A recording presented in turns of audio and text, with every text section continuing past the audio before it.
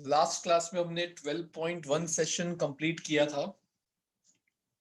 आज 12.2 कंप्लीट कर लेंगे और जितना और टाइम बचा तो कुछ न्यूमेरिकल भी सॉल्व कर लेंगे।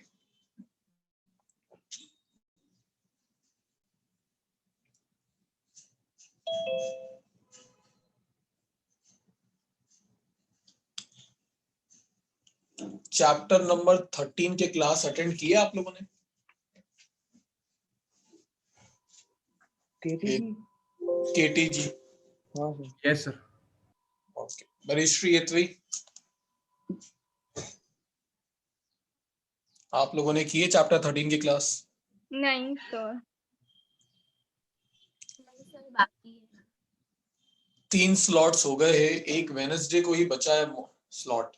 हाँ हाँ सर, पर ये कंपलसरी अटेंड करना? कर लो तो बेटर है, क्योंकि तुम्हें तो जैसे शाम को तुम्हारा चैप्टर 7 भी रेगुलर में हुआ है यहाँ पर, और चैप्टर नंबर 8 भी रेगुलर में हुआ। वो सब उन लोगों ने एक्स्ट्रा में आके शाम को किए थे, 7 वाला पार्ट भी 8 वाला पार्ट भी। तो अब ये तुमको 10 में तब करवा पाऊंगा क्लास में जब तुमको ये 13 और 15 आप एक्स्ट्रा में कंप्लीट करो। टाइम मिलेगा तो क्लास में करेंगे, पर तब तक एग्जाम आ जाएगा, बड़े चैप्टर्स हैं। तो 14 इसके बाद, अभी 12 के बाद में 14 स्टार्ट करवा दूंगा।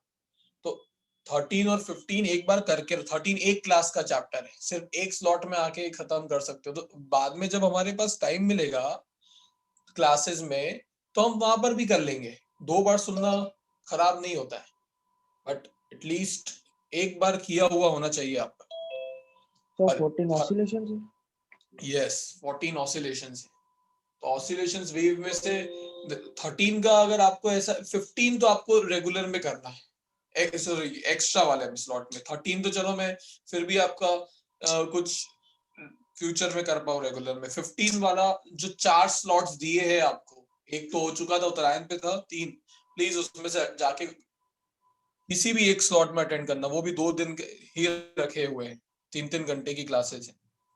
अदरवाइज तुम में से किसका एग्जाम 15 फेब के पहले है? 8वीं का स्कूल में सर आप एग्जाम? फाइनल एग्जाम की बात कर रहे हैं? यस परिश्री, कोई डेट मिला है 8वीं स्कूल में? सर हमें ऐसा बोला है कि 20th फेब के बाद होगा। बाद होगा मतलब ठीक है, वो इसलिए बोल रहा हूँ कि बाद में तुम चैप्टर पहले से करके रखोगे ना, तो तुम्हें पेपर्स करने का टाइम मिलेगा जो मैं तुम्हारे लिए बनवा रहा हूँ। तब तक चैप्टर ही करते रहोगे, नहीं तो 2 बार सुन लेना। बट अभी हाल जो स्लॉट्स दिए हुए हैं उसमें कुछ एक्स्ट्रा में आके कंप्लीट करो ये चैप्टर्स, नहीं तो 1-2 तो करने ही पड़ेंगे फिर बाद में। हो इससे अच्छा अभी कि 2 बार सुनोगे, डाउट आए, एक्स्ट्रा क्लास चाहिए, वो सब हो जाएगा बाद में। बट एक बार जो स्लॉट्स दिए हुए हैं वो इसलिए दिए हुए हैं कि जाके अटेंड करो उसमें 13 और 15 को। ठीक है, चलो 12.2 हमने को आज ऑलमोस्ट चैप्टर खत्म हो जाएगा ये, क्योंकि 12.1 सेशन लास्ट क्लास में अपना खत्म हो गया था, और 12.2 3 तो है ही नहीं सिलेबस में, तो 12.2 ही बचता है बस। यस कैवल, 15 चैप्टर में सेशन 1 काम का नहीं है? सेशन 1 डॉपलर्स इफेक्ट है, वो इस साल निकल गया है ओके। सिलेबस से।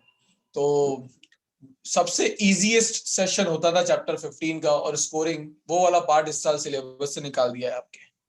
ओके। तो वो बाकी बच गया। एक्चुअली 15.1 से चैप्टर स्टार्ट नहीं होता, चैप्टर तो 15.2 से ही स्टार्ट होता है। डॉपलर्स तो एनसीईआरटी के हिसाब से चैप्टर का लास्ट टॉपिक है, बट वो इजी होता था इसलिए हम उसको, उसका कोई रिलेशन नहीं होता है खास पीछे वालों से, तो उसको पहले भी करवाया जा सकता, तो पहले रखा था हमने, बट वो निकल गया है तो बचा 14 और 15 तो 12th के लिए इम्पोर्टेंट है ना? 14-15 है 12th के लिए इंपॉर्टेंट, मतलब बहुत इंपॉर्टेंट नहीं कहूंगा कि एकदम बिल्कुल जीरो, अगर तुमको कुछ नहीं आएगा तो हाँ, बट है इंपॉर्टेंट, क्योंकि वेव्स के बारे में पढ़ना, ऑसिलेशंस के बारे में पढ़ना, थोड़ा बहुत पार्ट 12th में इसके बारे में। चैप्टर 8 इलेक्ट्रोमैग्नेटिक वेव्स में आता है, वेव्स की इक्वेशंस यूज की जाती है, तो वो one of the important chapters 11th के जो 12th में काम आते ही आते हैं। तो 14-15 करने के इसलिए बोल रहा हूँ कि 15 वाला 4 स्लॉट है, इसमें से एक में जाके करो, बाद में भी कर लेंगे अपने क्लास में। बट वो ऐसा चैप्टर नहीं कि एक बार सुन के आ जाएगा, उसमें आपको 2-3 बार सुनना पड़ेगा। हर बार जब सुनोगे तब एकदम फोकस होके सुनना पड़ेगा।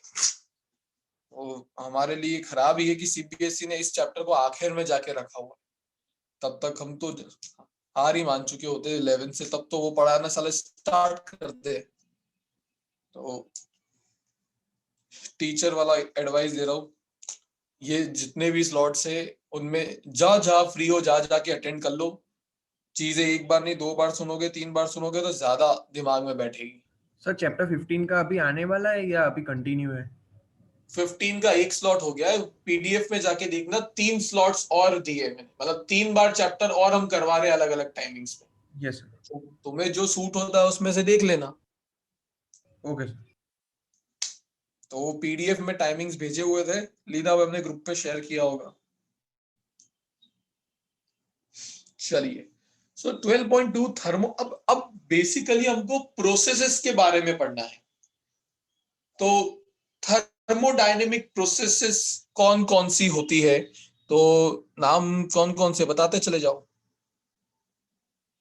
केमिस्ट्री में पढ़ रखा है आपने। एक होती है जैसे आइसोथर्मल प्रोसेस,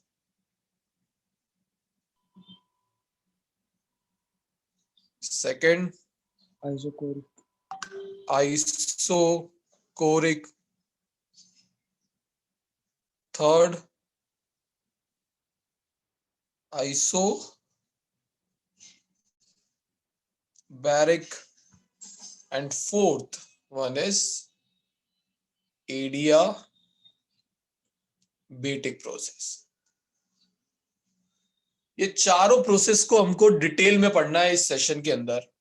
अब आइसोथर्मल में कौन सी चीज कांस्टेंट होती है, कौन सी थर्मोडायनेमिक स्टेट वेरिएबल कांस्टेंट हो जाता है? टेम्परेचर। आइसोबारिक में कौन सा हो जाता है? प्रेशर। देखो बार प्रेशर की यूनिट होती है, तो अगर वहां से याद रखो तो आइसोबारिक के अंदर क्या कौन सी फिजिकल क्वांटिटी कांस्टेंट होती है? प्रेशर। क्योंकि आइसोबारिक और कोरिक में कंफ्यूजन होता है स्टूडेंट्स को, तो मैंने तो ऐसे ही भाई बार इज दी, ऐसा ऐसा ही तो नहीं बोलूंगा bar is the unit of pressure, तो वहां से पता लग जाता है प्रेशर यहाँ कांस्टेंट होता है, यहाँ ऑटोमेटिकली क्या कांस्टेंट हो जाएगा? वॉल्यूम। और एडियाबेटिक में क्या होता है? एडियाबेटिक में किस प्रोसेस को एडियाबेटिक बोलते हैं? वीडियोस ऑन करो।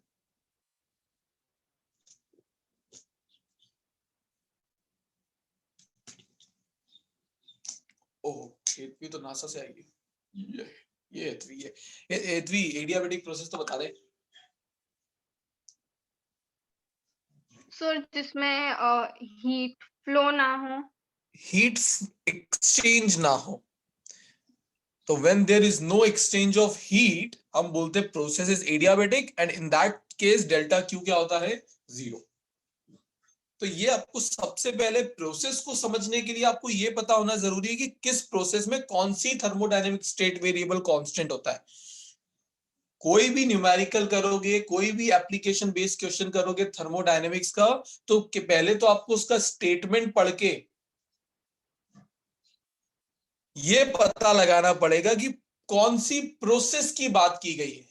एक बार आपको क्लिक होगा नहीं यार ये तो आइसोबारिक है क्योंकि प्रेशर कांस्टेंट है, तो जितनी भी चीजें मैं आइसोबारिक प्रोसेस में आपको बताऊंगा आपको पता लगेगा वही अप्लाई करनी होता है। तो पहले प्रोसेस समझनी जरूरी होती है लैंग्वेज पढ़ के, और वो डायरेक्टली नहीं दिया जाएगा, आपको सोचना पड़ेगा। जैसे कि एक कंटेनर है, एक कंटेनर का वॉल्यूम तो सेम ही रहता है, वो थोड़ी ना चेंज होता रहेगा जब तक मैं उसकी वॉल्स को ना मूव करूं, पर रिजिड वॉल्स है। तो अब अगर मैंने उस कंटेनर में से कुछ अमाउंट ऑफ गैस निकाल ली लेट्स से, तो बताओ इनिशियल और फाइनल वॉल्यूम में क्या फर्क पड़ा? वॉल्यूम तो सेम ही रहता है। हमेशा आपको यह बताया जाता है कि गैस का वॉल्यूम वही होता है जिस कंटेनर में उसको फिल कर दिया जाता है। तो अब कंटेनर का वॉल्यूम चेंज नहीं हुआ तो गैस अब कम अमाउंट ने ज्यादा वॉल्यूम, मतलब उतना ही वॉल्यूम ऑक्यूपाई करके रखा है, मतलब कंटेनर ने अपना वॉल्यूम चेंज नहीं किया। वॉल्यूम चेंज नहीं किया तो कहीं ना कहीं वो पूरी प्रोसेस आइसोकोरिक कंडीशन में हो रही है। मतलब हिंट दे रहा हूं, बाकी जब क्वेश्चंस करेंगे तब आपको आइडिया लगेगा मैं क्या बोल रहा हूं, अभी सिर्फ मैं आपको हिंट दे रहा हूं। अब इक्वेशन ऑफ स्टेट आपका पहला पॉइंट दिया है 12.2 सेशन में। उस इक्वेशन ऑफ स्टेट का मतलब क्या होता है? It is the relationship between pressure, volume and temperature. Her process के अंदर पी, वी और टी के बीच में एक रिलेशन निकल के आएगा। उस रिलेशन को बोला जाता है उस प्रोसेस का इक्वेशन ऑफ स्टेट। जैसे कि आपने एक पढ़ रखा है, PV is equals to NRT, ideal gas equation. तो ये एक इक्वेशन ऑफ स्टेट है जो आपको प्रेशर, वॉल्यूम और टेम्परेचर के बीच का रिलेशनशिप देती है। तो इसी को मॉडिफाई कर करके इन चारों के लिए क्या बनेगा इक्वेशन ऑफ स्टेट, वो हम देखेंगे जैसे जैसे आगे बढ़ेंगे। फिर आता आपको एक हेडिंग दिया है quasi static process. Quasi static, ये सिर्फ फैंसी नेम है और कुछ नहीं। जब प्रोसेस वेरी वेरी स्लो हो, एक्सट्रीमली एक्सट्रीमली स्लो, ऐसी प्रोसेस को as a hi fi fancy language में बोल देते क्वासी स्टैटिक। तो स्लो बोलने की जगह उन्होंने क्या बोल दिया? Quasi static. तो याद रखना, जब मैं आपसे बोलूं या पूछूं कि भाई प्रोसेस क्वासी स्टैटिक है, दैट मींस, तो आपको पता होना चाहिए जब प्रोसेस बहुत स्लो हो, बहुत ज्यादा स्लो, तो हम बोल देते क्वासी स्टैटिक। इससे ज्यादा और कुछ याद रखने जैसा नहीं है। लास्ट क्लास में मैंने आपको एक डेरिवेशन करवाया था छोटू सा, जिसमें मैंने वर्क निकलवाया था। पिस्टन को ऊपर लेके गए थे तो कुछ अमाउंट ऑफ वर्क किया था, वो वर्क डन का फॉर्मूला इंटीग्रेट करा था, कुछ ऐसा कुछ लिखा था किसी ने।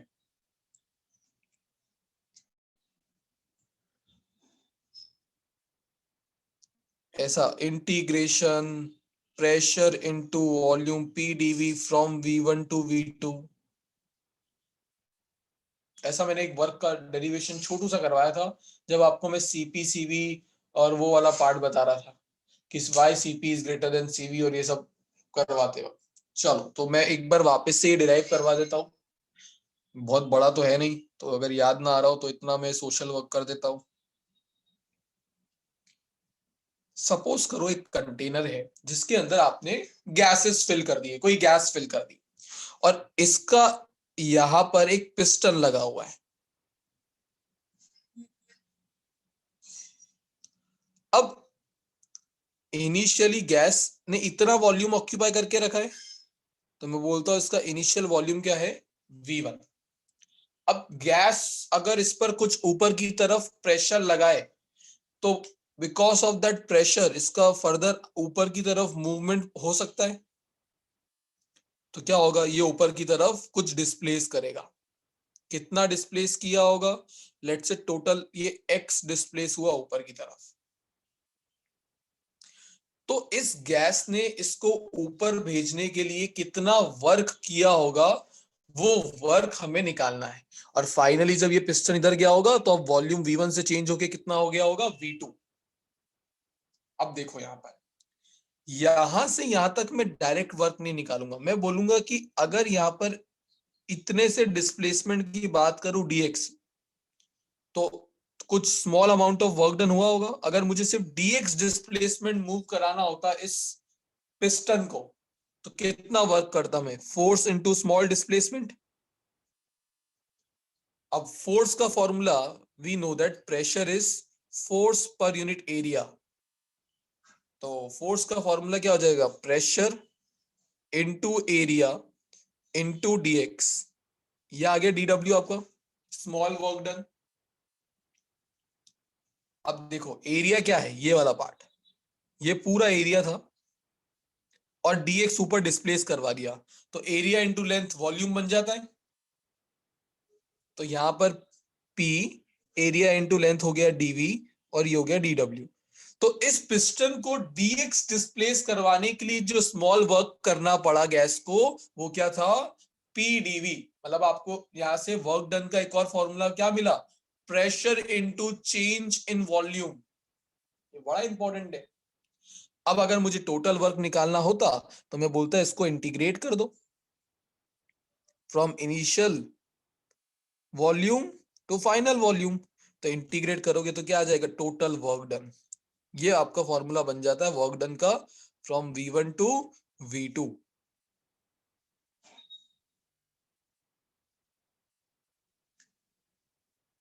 याद रह पाएगा अब ये फॉर्मूला वर्क डन क्योंकि आज पूरे सेशन में यही यूज करूंगा मैं वर्क डन बार बार निकालने के लिए। तो याद करो, मैंने जब फर्स्ट लॉ ऑफ थर्मोडायनेमिक्स बताया था तो मैंने बताया था कि जो हीट हम सप्लाई करते हैं वो हीट दो काम कर सकती है, एक तो इंटरनल एनर्जी बढ़ा सकती है और दूसरा कुछ वर्क कर सकती है। और उसी वर्क डन को मैंने बाद में रिप्लेस कर दिया था P डेल्टा V से, because work done is nothing but pressure into change in volume. तो ये आपका फर्स्ट लॉ ऑफ थर्मोडायनेमिक्स बन जाता है, जिसको हम फ्लोट बोलते हैं, फ्लोट।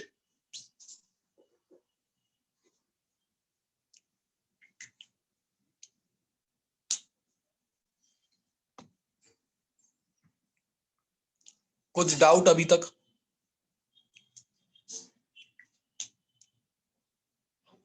ऋषि, स्क्रीन तो तेरी ब्लैक आ रही है।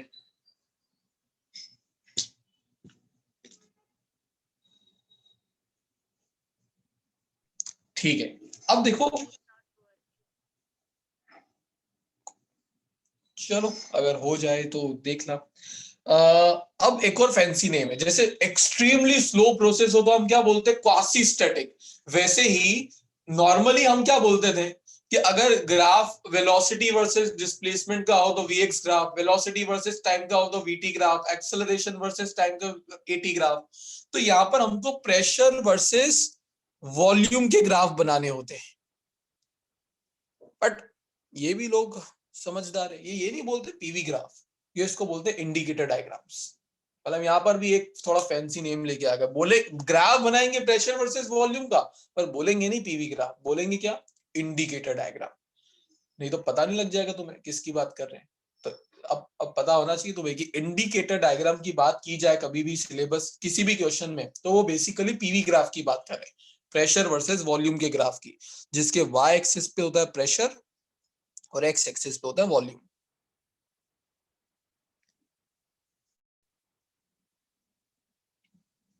और जब टेम्परेचर को रखे जाए, जनरली रखा जाता है कांस्टेंट, ये इनवर्सली, जैसे कि जब मैं इस पिस्टन को नीचे लेके जा रहा हूं यहां से यहां, तो क्या चीज कम हो रही होगी, प्रेशर और वॉल्यूम, दो पैरामीटर की मैं बात कर रहा हूं यहाँ पे। तो जब पिस्टन नीचे जा रहा है तो क्या, वॉल्यूम कम होगा। वॉल्यूम कम होगा, प्रेशर इंक्रीज होगा सर। वॉल्यूम कम होगा, बट डेफिनेटली इतने कम वॉल्यूम के अंदर प्रेशर बढ़ जाएगा, फिर सब मॉलिक्यूल ज्यादा प्रेशर लगाने लगेंगे। तो हमेशा ये इनवर्सली रिलेट करते हैं, या मैं इसको ऊपर लेके जाऊं वाइस वर्सा, तो वॉल्यूम बढ़ेगा बट फिर प्रेशर कम हो जाएगा, मॉलिक्यूल्स दूर दूर हो जाएंगे, झंझट नहीं है लाइफ। तो इनवर्सली रिलेट करते हैं, इसलिए ग्राफ कैसा बनता है, ऐसा कुछ हमेशा। इस ग्राफ को बोलते हैं पीवी ग्राफ। अच्छा एक चीज बताओ, ये ग्राफ कंप्रेशन का होगा या एक्सपांशन का, वो सिर्फ आप एक एरो से बता सकते हो। फॉर एग्जांपल ये मैंने एक एरो बना दिया, अब बताओ प्रोसेस कंप्रेशन की हुई कि एक्सपांशन की। कंप्रेस की सर। कंप्रेशन कैसे पता लगा कंप्रेशन हो रही है? क्योंकि सर वॉल्यूम कम हो रहा है, प्रेशर इंक्रीज हो रहा है। हाँ, तो ये अगर एरो ऊपर की तरफ जा रहा है मतलब क्या है, वॉल्यूम कम हो रहा है। और वॉल्यूम कम हो रहा है मतलब, वॉल्यूम कम कब होता है, जब पिस्टन नीचे की तरफ आता है, और नीचे वाली प्रोसेस को आप क्या बोलते हो, कंप्रेशन। तो एरो से, पर अगर यही ग्राफ उल्टा होता, एरो नीचे की तरफ जा रहा होता, तो फिर ये बन जाता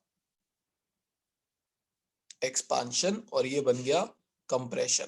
तो ये एरोस की मतलब वैल्यू है, जो कि जब कंप्रेशन हो रहा होता है तो work is done on the system हो रहा होता है, और जब एक्सपेंशन हो रहा होता है तो work is done by the system हो रहा होता है। तो आपको ये एरो वो भी बता सकते हैं।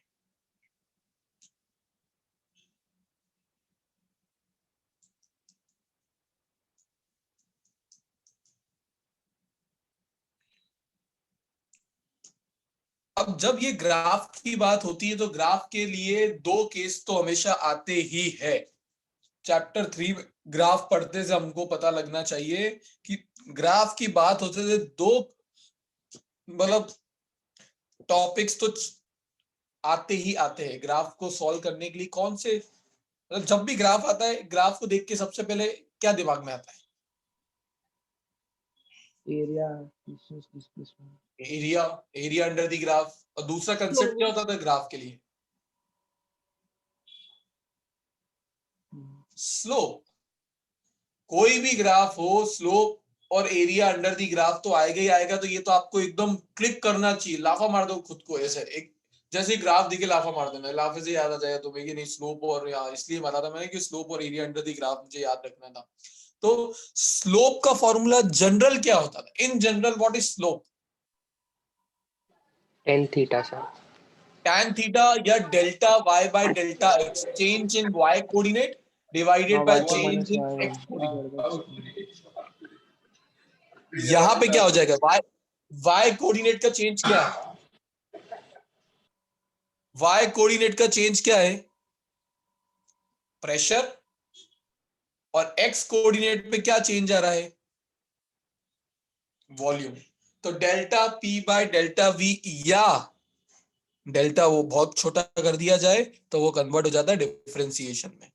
तो delta p by delta v को dp बाय dv भी लिखा जा सकता है। अब तो यूज टू हो चुके होंगे इस चीज के कि भाई ये चेंज बहुत छोटा हो फेरन, तो इसको डेल्टा से d लिख दिया जाता है, डिफरेंशिएशन वाला पार्ट। चैप्टर 3 से ही पढ़ते आ रहे हैं हम। चेंज बहुत छोटा होता है तो डिफरेंशिएशन में कन्वर्ट हो जाता है, चेंज ज्यादा छोटा ना हो तो डेल्टा। तो ये स्लोप का फॉर्मूला होगा dp बाय dv। ये सब चीजें याद रखना क्योंकि अभी मैं चारों प्रोसेस में ये सब करवाऊंगा, तब भूल जाओगे। तो अगर मुझे स्लोप निकालना होगा तो मुझे किसका रेशो चाहिए रहेगा? हमेशा dp बाय dv का। दूसरा आता है एरिया अंडर द ग्राफ। क्या फॉर्मूला होता था जनरल?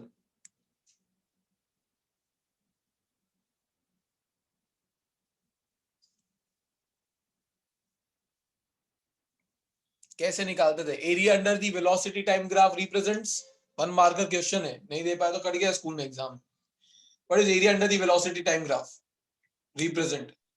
डिस्प्लेसमेंट। Displacement sir. कैसे पता लगा इतवी?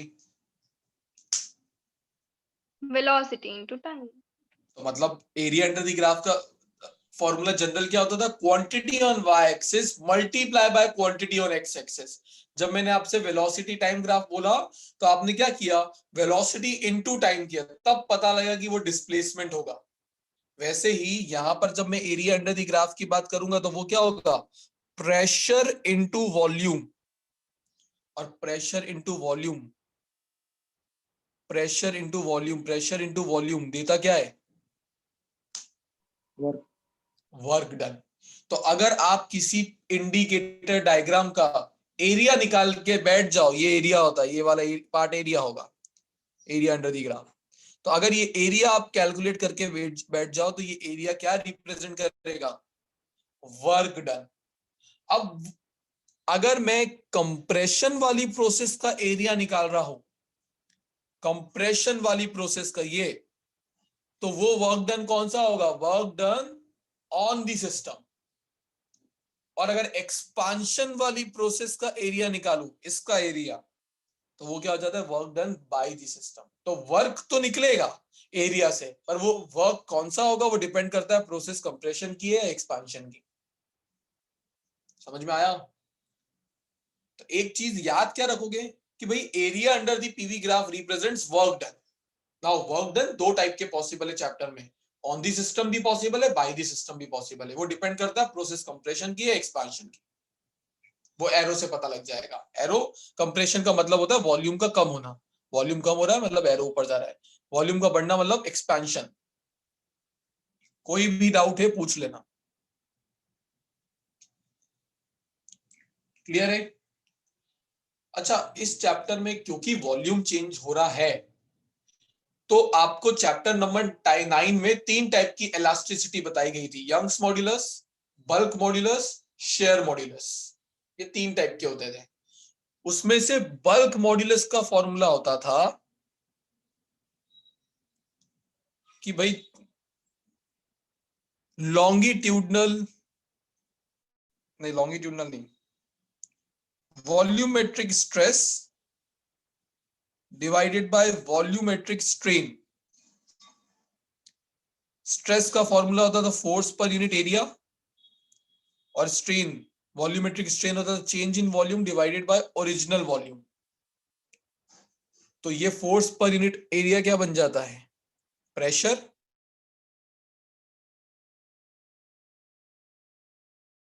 तो उसको dv बाय v।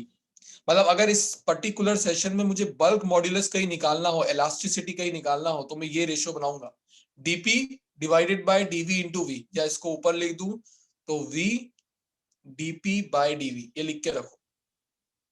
मतलब अगर कहीं पर v dp into dv is equal to something दिख जाए तो वो समथिंग क्या होगा, बल्क मॉड्यूलस ऑफ इलास्टिसिटी।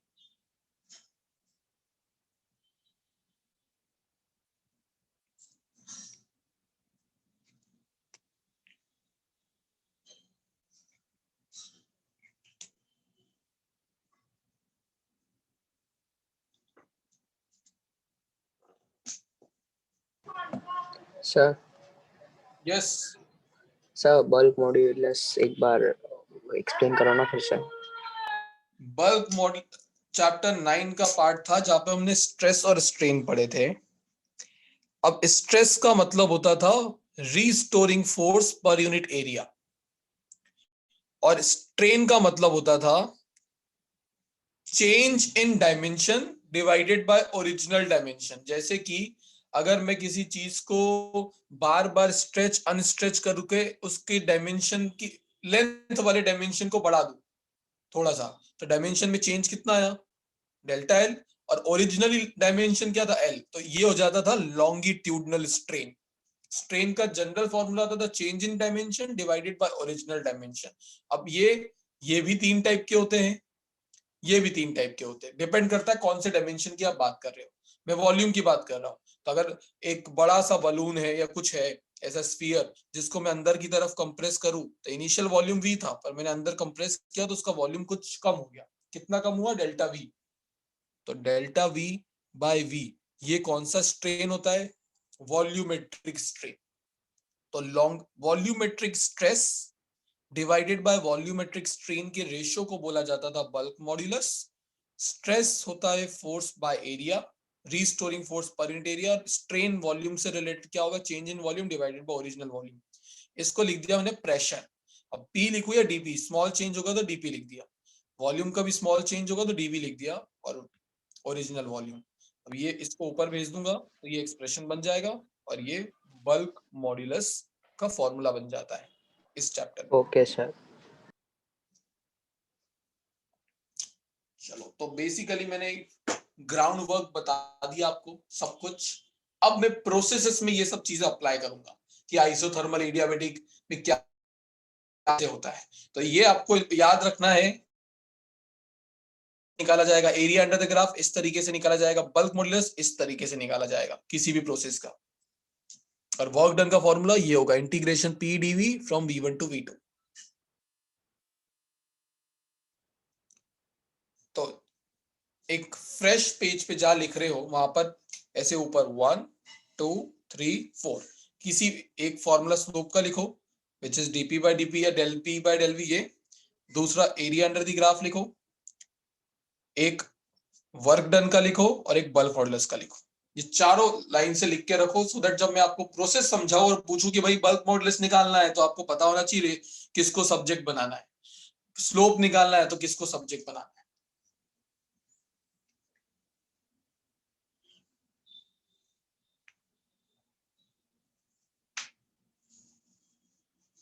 और इसके बाद आ जाना नोट्स के 191 पेज पर।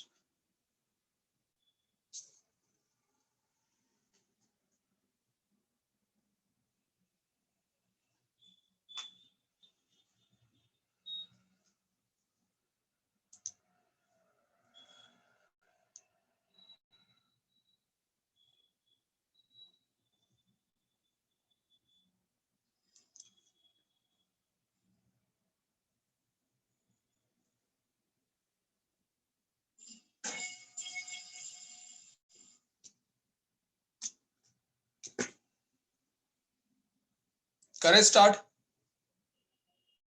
चलो, सो पहले हेडिंग डालते हैं हम आइसोथर्मल प्रोसेस।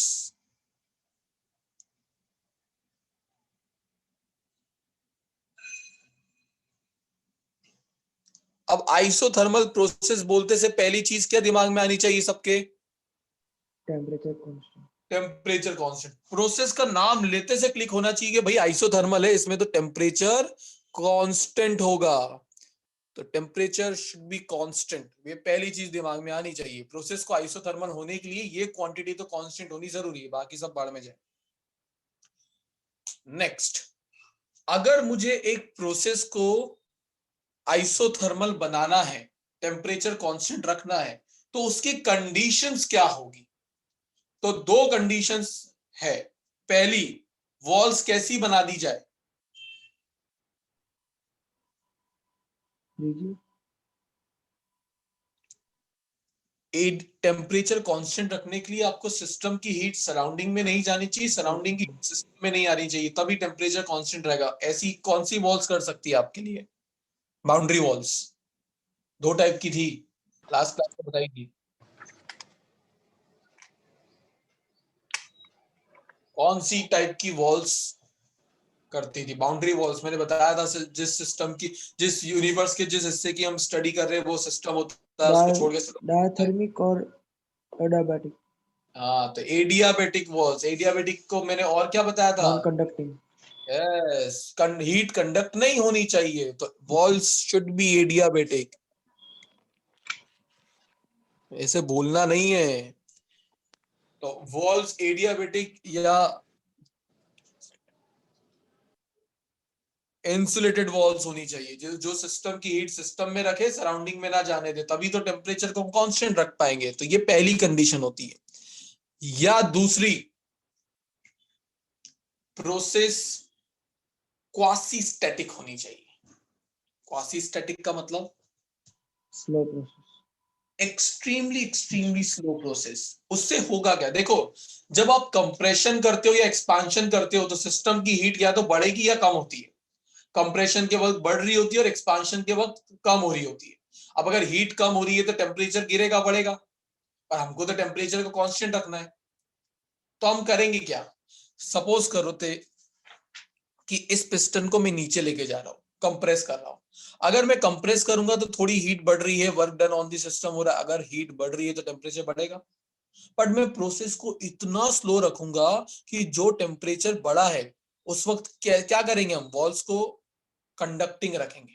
अगर वॉल्स को मैं एडियाबेटिक रख ही नहीं सकता हूं, मेरे पास ऑप्शन ही नहीं था एडियाबेटिक रखने का, वॉल्स कंडक्टिंग ही है, तो प्रोसेस को कर दो एक्सट्रीमली स्लो, कि अगर कुछ टेम्परेचर बढ़ा तो उस हीट को बाहर जाने का सफिशिएंट टाइम मिले और वापस से टेम्परेचर गिर के ओरिजिनल लेवल पर आ जाए।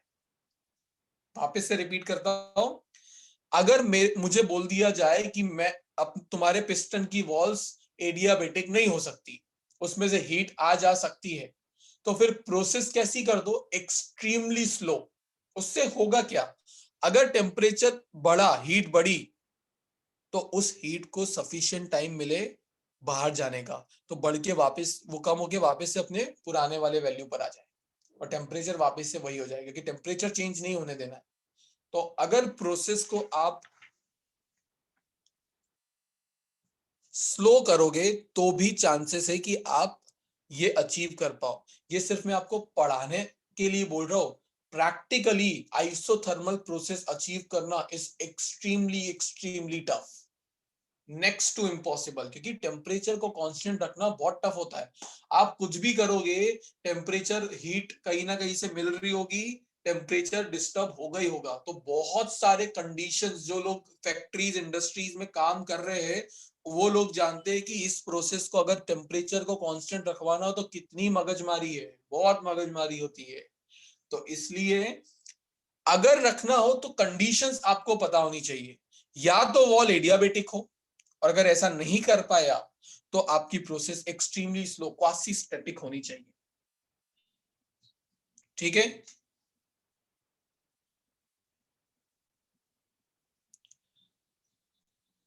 Next, equation of state. मैंने क्या बताया था? इक्वेशन ऑफ स्टेट क्या होता है?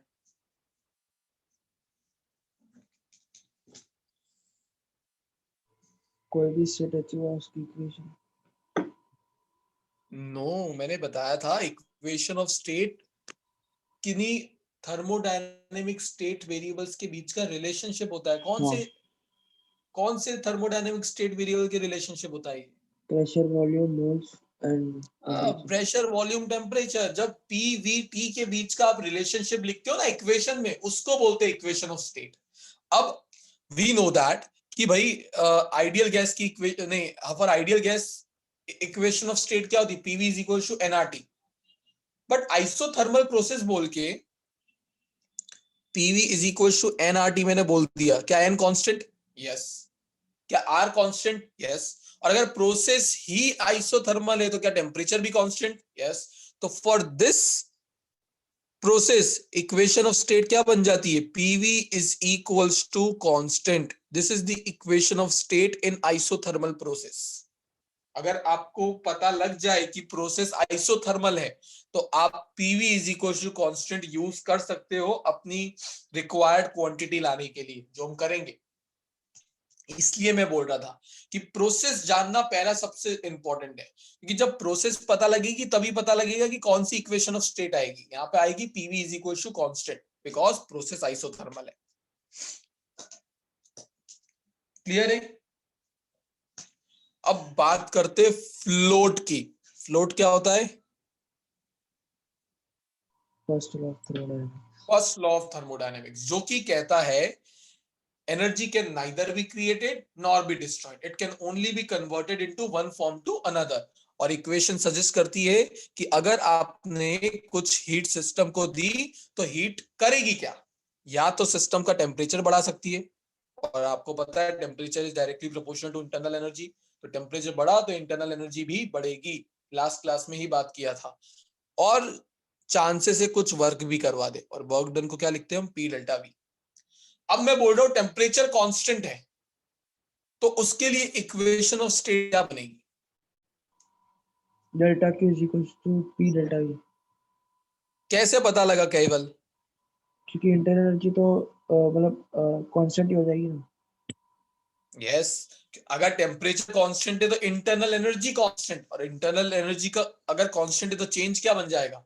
जीरो। समझ में आया परिश्री, एथवी, पेरिन, सिद्धार्थ? कि भाई अगर temperature U is directly proportional to T, मैंने लास्ट क्लास में बताया था। क्योंकि इंटरनल एनर्जी का फॉर्मूला क्या होता था? It is the sum of kinetic energy of molecule plus potential energy of the molecule. Temperature को बढ़ाने पे काइनेटिक एनर्जी बढ़ती है मॉलिक्यूल्स की, तो इंटरनल एनर्जी बढ़ जाती है। बट अगर T ही कांस्टेंट रख दिया जाए तो सिस्टम की इंटरनल एनर्जी भी कांस्टेंट हो जाएगी, और कांस्टेंट का चेंज क्या होता है? हमेशा जीरो।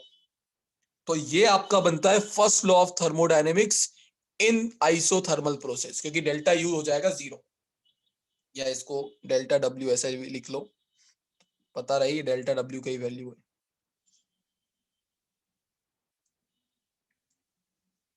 ठीक है? ओके, अब आ जाते हैं इंडिकेटर डायग्राम, जो कि बाजू में बना हुआ है। अगर टेम्परेचर कांस्टेंट है तो P is inversely proportional to V हो गया। P is inversely proportional to V है, तो वो ग्राफ आपको मैं पहले ही बता सकूं। Indicator diagram pressure versus volume का बाजू में बना है, इसके लिए आता है तो आपको बनाना रहेगा।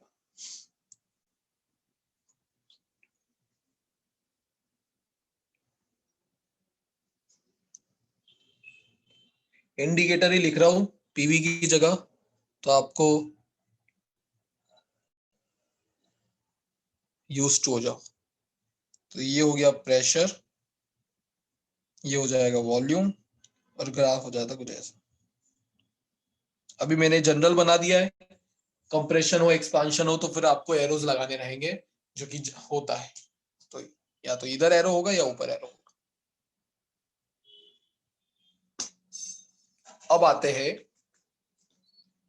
स्लोप के ऊपर, कि भाई इस ग्राफ का स्लोप होगा क्या? तो स्लोप निकालने के लिए हम इक्वेशन ऑफ स्टेट का यूज करते हैं, कि भाई we know that PV is equal to होता है कांस्टेंट। अब मैं इसे डिफरेंशिएट करना चाहता हूं। डिफरेंशिएट जब मैं इस इक्वेशन को करूंगा तो ना ही आइसोथर्मल प्रोसेस में प्रेशर कांस्टेंट होता है, ध्यान से सुनना, और ना ही वॉल्यूम कांस्टेंट होता है। आइसोथर्मल में तो सिर्फ एक ने जिम्मेदारी ले रखी कांस्टेंट होने की, वो है टेम्परेचर, उसके अलावा सब चेंज हो सकते हैं। तो फिर यहां पर मुझे डिफरेंशिएशन का प्रोडक्ट रूल लगाना पड़ेगा। प्रोडक्ट रूल कहता था एक का डिफरेंशिएशन करो दूसरे को एज इट इज रखो, दूसरे का डिफरेंशिएशन करो पहले को एज इट इज रखो। तो देखो प्रेशर को अगर मैंने एज इट इज रखा फेरिन P, तो वॉल्यूम का डिफरेंशिएशन हो जाएगा dV, प्लस वॉल्यूम को रखो एज इट इज, तो प्रेशर का डिफरेंशिएशन हो जाएगा dP। और कांस्टेंट का डिफरेंशिएशन क्या होता है परिश्री?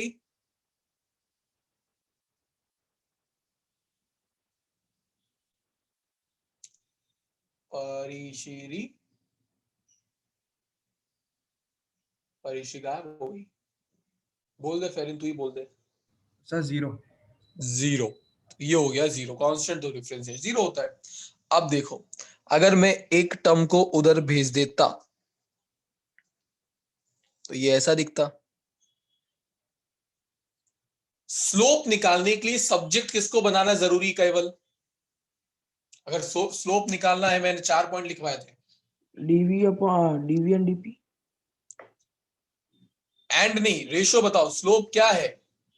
No, dP by dV. DP by V. तो डीपी इधर है, डीवी इधर है, इसको इधर भेज दूं तो ये डीपी बाय डीवी बन सकता है। यस, तो उस केस में ये इधर आ जाएगा, माइनस पी बाय। तो हमारे स्लोप का वैल्यू कितना आया? Minus P by V. ये होता है आइसोथर्मल का slope, minus P by V. 1-2 number में आ जाए कभी डिराइव करने को, तो आपको आना चाहिए।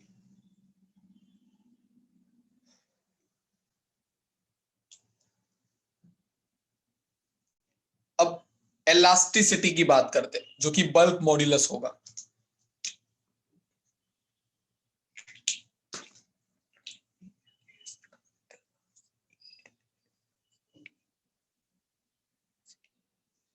तो एलास्टिसिटी की बात करूं बल्क मॉड्यूलस की, तो बल्क मॉड्यूलस का फॉर्मूला क्या था? मैंने क्या अभी बताया था? V DP by dV. तो इस v को इधर भेज दूं यस, तो v dp by dv is equal to क्या आया? Minus p। But we know that bulk और बल्क मॉड्यूलस के खुद के फॉर्मूले में भी माइनस आता था, क्योंकि जब वो प्रेशर कम होता था, वॉल्यूम कम होता था, तो वॉल्यूम के डिक्रीमेंट के लिए माइनस साइन लगाया जाता था चैप्टर 9 में। तो ये minus v DP by dv is equal to p, और this is nothing but bulk modulus. तो बल्क मॉड्यूलस न्यूमेरिकली किसके इक्वल आया in case of isothermal pressure?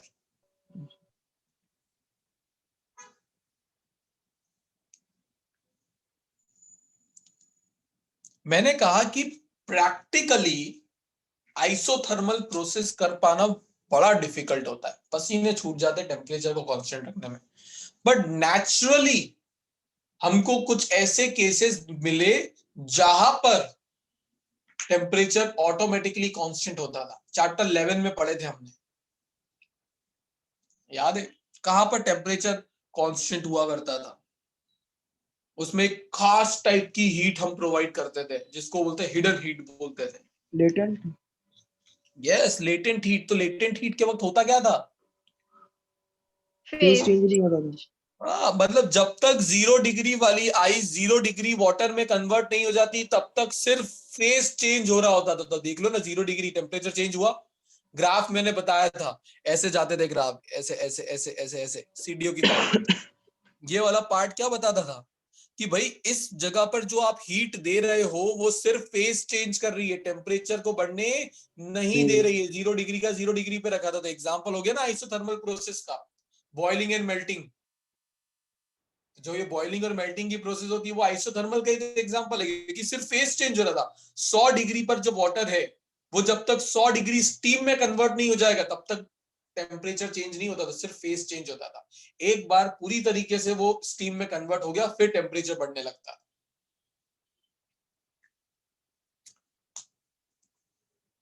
Clear है? अब आइसोथर्मल की सिर्फ एक चीज और इंपॉर्टेंट है, which is work done. Work done का फॉर्मूला डिराइव करना इन आइसोथर्मल प्रोसेस। ये पेज क्लियर है, इसी तरीके से आपको याद रखना है।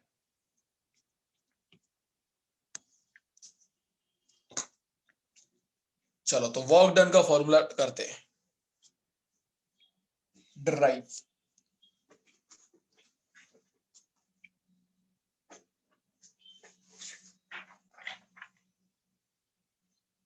अब मैंने आपको अभी बताया था कि भाई वर्क डन होता है integration P DV from V1 to V2। अब आइसोथर्मल में क्या प्रेशर कांस्टेंट होता है? नहीं। अगर नहीं होता तो इसको मैं बाहर भी नहीं लेके आ सकता, क्योंकि कांस्टेंट होता तो इंटीग्रेशन से बाहर आता, कांस्टेंट नहीं है तो कैसे लेके आऊं। दूसरा,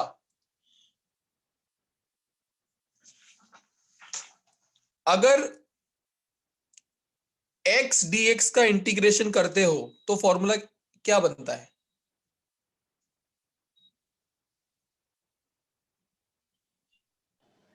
x x square by 2। Power में एक ऐड होता है और सेम पावर नीचे आ जाती थी। अगर y dy का हो y स्क्वायर बाय 2, तो अगर v dv का होता वॉल्यूम इंटू dv, तो ये होता v square by 2। But trend कहता है जो यहां पर होगा वो यहां पर होगा, जो यहां पर होगा वो यहां पर होगा। क्या ऐसा ट्रेंड यहां दिख रहा है? यहाँ तो P है, यहाँ तो V है, तो वो फॉर्मूला भी नहीं लगा सकता। तो प्रॉब्लम है भाई साहब, ना वो लग सकता ना प्रेशर बाहर जा सकता। तो मुझे कुछ ऐसा करना पड़ेगा जिससे मैं इस प्रेशर को इन टर्म्स ऑफ वॉल्यूम लेके आ पाऊं, तो ही मैं फॉर्मूले लगा पाऊंगा। तो वहां पर जब फंस जाओ तब किसकी हेल्प लेने की? Equation of state. इक्वेशन आपकी जो नॉर्मल इक्वेशंस आती है। तो यहां से अगर मैं प्रेशर को सब्जेक्ट बनाता तो क्या आता? nRT by V। तो यहां पे लिख दिया मैंने nRT by V into dV from V1 to V2। पता लगा? ये एग्जाम में आते हैं वर्क डन के डेरिवेशन, बड़े इंपॉर्टेंट है। बट सर हमने पीवी इक्वल एनआरटी क्यों यूज किया? एक ही बात है, ये कर आइसोथर्मल ये में कर, तो एक ही है, क्योंकि ये तीनों ही चीजें कांस्टेंट है। तो ओके। या तो इसको बाहर निकाल दूंगा K बोल के, या अब nRT को कांस्टेंट बोल के बाहर निकाल दूंगा। क्योंकि मैं चाहता था कि मेरे फॉर्मूले में यहाँ पर आपको दिखे कि भाई n भी कांस्टेंट है, r भी कांस्टेंट है, t भी कांस्टेंट है, तो बाहर आ गया। और इंटीग्रेशन यहाँ पे क्या बन गया? dv by v from V1 to V2। Ideal gas equation हर जगह काम आएगी जब फंसोगे। तो वो नीचे वाले भी यूज कर सकते थे, फिर वहां पे nRT की जगह हम k लिख देते, कांस्टेंट बाहर आ गया। पता है इंटीग्रेशन dv बाय v क्या होता है? जैसे इंटीग्रेशन dx बाय x होता है log x। जो फॉर्मूला आपको इंटीग्रेशन में अगर ऐसा हो dx बाय x, तो इसको बोलते हैं natural log x। Natural log मतलब जब बेस e होता है, इसको ऐसे भी लिखा जाता है। और log ex, तो अगर यहाँ पे dv बाय v हो तो ये क्या बन जाएगा? नेचुरल लॉग या log e v या ln v। फॉर्मूला है लॉग की प्रॉपर्टी में। तो यहां पर ये बन जाएगा nRT। अब आपके नोट्स में ln लिख रखा है तो मैं ln से लिखता हूं, तो ये हो जाएगा ln। ln मतलब नेचुरल लॉग और किसका? v का, V1 टू V2। जब इंटीग्रेशन तो खत्म हो गया, अब लिमिट्स को पुट करना है। तो अपर लिमिट माइनस लोअर लिमिट। और लॉग की प्रॉपर्टी ये कहती है कि अगर log a minus log b हो तो वो log a बाय b बन जाता है। तो यहाँ पे ln v2 बाय v1 ये बन जाएगा आपका work done. But natural log को सॉल्व करना हमको क्या थोड़ा डिफिकल्ट पड़ता है। तो नेचुरल हमेशा जो लॉग की वैल्यूज आप देखते हो वो होती है log बेस 10, बेस में 10 आता है। तो अगर मुझे कन्वर्ट करना हो नेचुरल लॉग को लॉग बेस 10 में, तो आपको सिर्फ एक फैक्टर से मल्टीप्लाई कर देना होता है। आई होप मे बी शायद आपको केमिस्ट्री में ये बताया गया हो, क्योंकि लॉग केमिस्ट्री में ज्यादा काम आते हैं। तो ये हो जाता है NRT, और इसको 2.303 से जब आप मल्टीप्लाई करोगे तो ये कन्वर्ट हो जाएगा log to the power base 10 में, जिसको लिखने की जरूरत नहीं होती है बेस 10 V2/V1। तो इसको आगे भेज देता हूं, तो 2.303 NRT log V2/log V1, ये आपका फाइनल वर्क डन का फॉर्मूला आता है।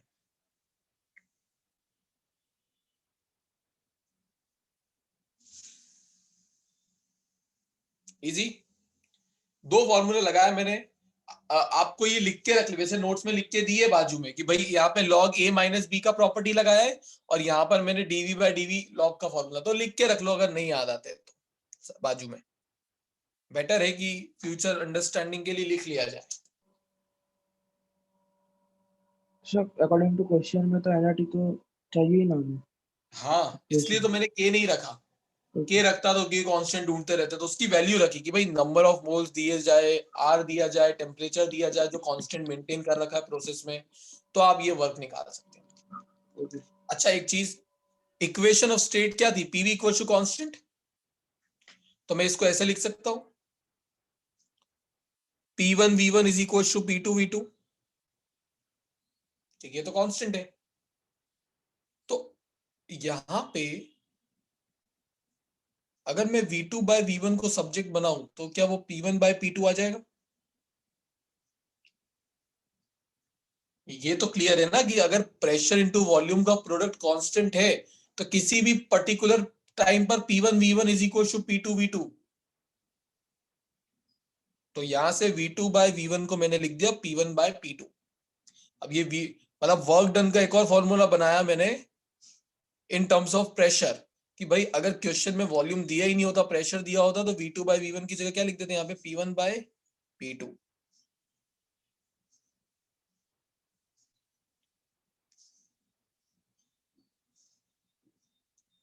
ये दोनों के दोनों फॉर्मूले आप बताओ कब यूज करोगे? जब प्रोसेस हो रही हो एक्सपेंशन की। मुझे कैसे पता लगा ये एक्सपेंशन की प्रोसेस है?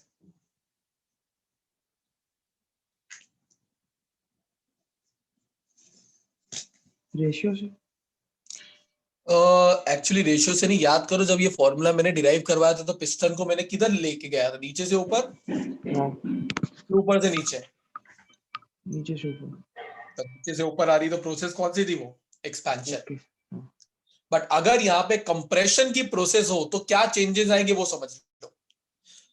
अगर आपको ज्यादा मगजमारी नहीं करनी तो दोनों फॉर्मूले में आगे माइनस लगा देना फॉर कंप्रेशन, और अगर वो माइनस हट नहीं लगाना चाहते हो तो ये रेशियो उल्टे हो जाएंगे। V2/V1 की जगह V1/V2 हो जाएगा, और P1/P2 की जगह P2/P1 हो जाएगा फॉर कंप्रेशन। तो 2 तरीके हैं, या तो सिर्फ माइनस लगा दिया जाए तो वो बन जाएगा आपका कंप्रेशन, और माइनस नहीं लगाना चाहते हो तो ये फॉर्मूले में सिर्फ ये रेशियो को उल्टा कर देना।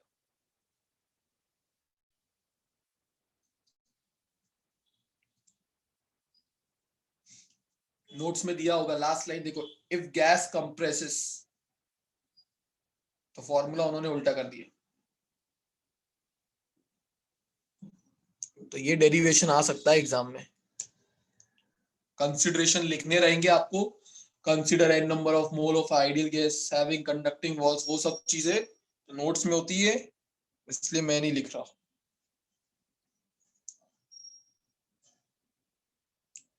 डन। अब सेम चीज करेंगे एडियाबेटिक प्रोसेस के लिए।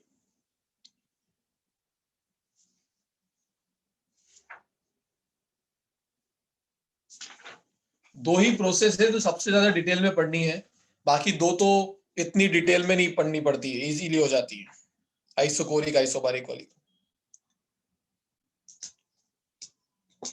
तो प्रोसेस आ गई, अब अपनी हेडिंग डाल लो,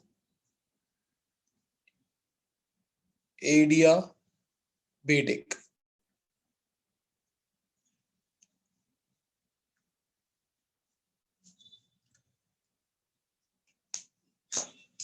एडियाबेटिक प्रोसेस में भाई पहला पॉइंट एडियाबेटिक में अभी मुझे आज हेतवी ने बताया था। एडियाबेटिक का मतलब Hetvi delta Q is 0। when there is no exchange of heat between system and surrounding, तो delta Q must be 0 for adiabatic process। दूसरा, अगर ऐसी प्रोसेस को अचीव करना हो तो कंडीशंस हमें क्या रखनी पड़ेगी, तो अब आइडिया लगना चाहिए। अगर आप चाहते हो कि सिस्टम की हीट सराउंडिंग में ना जाए, सराउंडिंग की हीट सिस्टम में ना आए, वो वॉल्स वाला नॉन कंडक्टिंग वो मैंने शायद पीछे उल्टा बता दिया था ना। हाँ हाँ हाँ हाँ हाँ हाँ, देखो देखो देखो देखो, यहाँ पे मैंने उल्टा बता दिया था। यहाँ पे वॉल्स एडियाबेटिक नहीं, यहाँ पे वॉल्स कंडक्टिंग होनी चाहिए थी, क्योंकि वॉल्स कंडक्टिंग होगी तो ही आपकी टेम्परेचर कांस्टेंट रह सकता है। अगर बढ़ेगा तो बाहर जा सकता है, क्योंकि दोनों प्रोसेस साथ में हो रही होगी। सॉरी यार, ये उल्टा कर लेना। टेम्परेचर को अगर कांस्टेंट रखना है तो हीट को आने जाने का परमिशन देना पड़ता है, तो ही टेम्परेचर कांस्टेंट रह सकता है। तो यहाँ पर वॉल्स कंडक्टिंग होगी और यहाँ पर उल्टा हो जाएगा। भाई यहाँ की वॉल्स को आपको कैसा रखना पड़ेगा, नॉन कंडक्टिंग, एडियाबेटिक।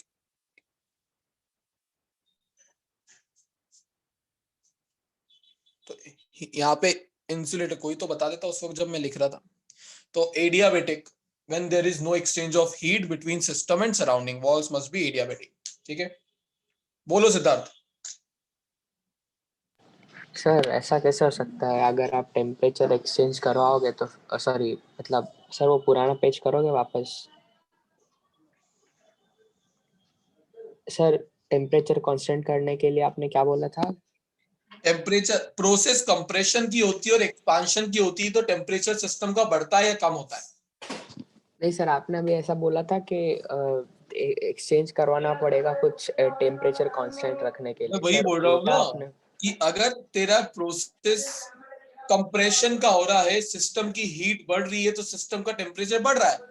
अब अगर उस टेम्परेचर को बढ़ने से रोकना है, कम रखना है, तो तेरे सिस्टम की हीट सराउंडिंग में जानी चाहिए, तभी तो वो सिस्टम का टेम्परेचर वापस जो बढ़ा था वो कम हो पाएगा।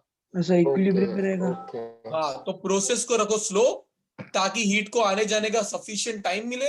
और दूसरा, वॉल्स को रखो कंडक्टिंग, कभी हीट आ जा पाएगी तो जो टेम्परेचर बढ़ा है वापस से वो कम हो जाएगा, और जो था वैसा का वैसा हो जाएगा। Okay sir. यहाँ पे प्रोसेस वॉल्स होगी एडियाबेटिक। दूसरा, प्रोसेस होगी एक्सट्रीमली फास्ट, क्योंकि आपको सिस्टम की हीट सराउंडिंग में अगर जाने नहीं देना है तो टाइम ही मत दो।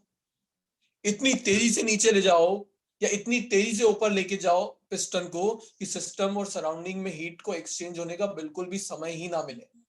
तो जो उसकी कंडीशन थी एडियाबेटिक की, उससे जस्ट अपोजिट है। वहां प्रोसेस स्लो चाहिए थी, यहाँ प्रोसेस फास्ट चाहिए। वहां वॉल्स कंडक्टिंग चाहिए थी, यहाँ वॉल्स इंसुलेटेड चाहिए। एक की याद रखना, दूसरे की अपोजिट कर देना कंडीशन। फिर आता है इक्वेशन ऑफ स्टेट। अब ये डेरिवेशन के पूछा नहीं जाता है, इसलिए डू इट बाय योरसेल्फ लिखा हुआ है। तो अगर आपको पूछा जाए तो बता देना, डिफरेंशिएशन इंटीग्रेशन है, समझा दूंगा। अदरवाइज अभी मैं डायरेक्टली लिखूंगा भाई, for adiabatic process PV raise to the power gamma is equal to constant.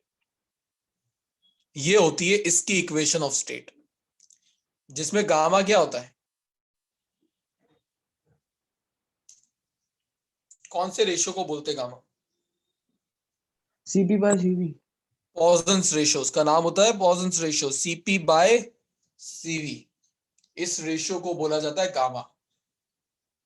क्या मैंने ये बताया था कि सीपी का वैल्यू हमेशा सीवी से बड़ा होता है? हाँ सर। तो अगर सीपी का वैल्यू हमेशा सीवी से बड़ा होता है तो क्या मैं बोल सकता हूँ gamma is always greater than 1? सही बात है ना। अगर सीपी सीवी से बड़ा तो रेशियो तो हमेशा 1 से बड़ा होगा। तो ये याद रखना, गामा का वैल्यू हमेशा 1 से बड़ा होता है। चैप्टर 13 की क्लासेस आपने अटेंड की होगी, तो उसमें आपको पता लगा होगा कि फॉर मोनोएटॉमिक गैस गामा क्या होता है, फॉर डायटॉमिक गैस गामा क्या होता है, फॉर पॉलीएटॉमिक गैस गामा क्या होता है। तो वो चैप्टर 13 में पता लगता है, तो ये याद रखना। तो PV raise to the power gamma is equal to constant, वो क्या हो जाती है, एडियाबेटिक की इक्वेशन ऑफ स्टेट। अब आते हैं फ्लोट के ऊपर, फर्स्ट लॉ ऑफ थर्मोडायनेमिक्स। तो वी नो दैट अगर डेल्टा क्यू 0 है, डेल्टा क्यू ही 0 है, तो delta u is equal to minus delta डब्ल्यू हो जाएगा।